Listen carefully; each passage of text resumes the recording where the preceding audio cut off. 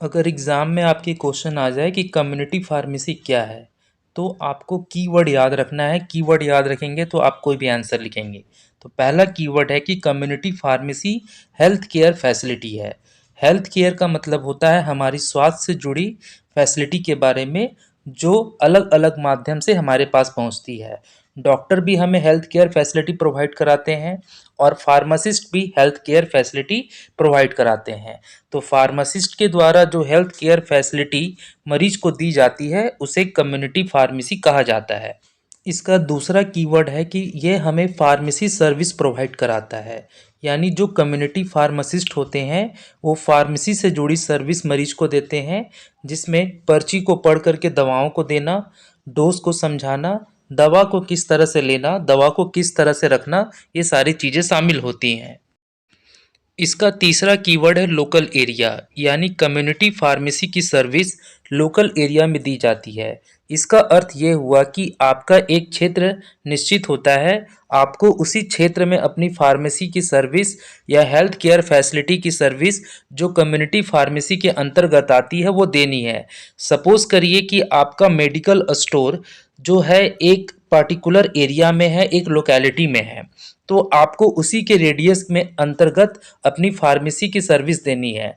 ऐसा नहीं कि अगर आप दिल्ली में रहते हैं तो दिल्ली में रहते हुए आप पटना में रहने वाले व्यक्ति को फार्मेसी सर्विस की दे सकते हैं, ऐसा नहीं हो सकता।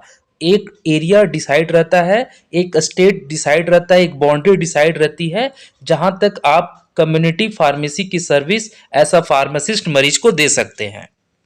इसका चौथा कीवर्ड है रजिस्टर्ड फार्मासिस्ट। एक रजिस्टर्ड फार्मासिस्ट ही कम्युनिटी फार्मेसी के अंतर्गत health care facility pharmacy service अपने लोकल एरिया के अंतर्गत दे सकता है। यानी उसके पास वैलिड रजिस्ट्रेशन नंबर होना चाहिए और वो अपने स्टेट में फार्मासिस्ट के तौर पर रजिस्टर्ड होना चाहिए। इसका पांचवा पॉइंट है एजुकेशन।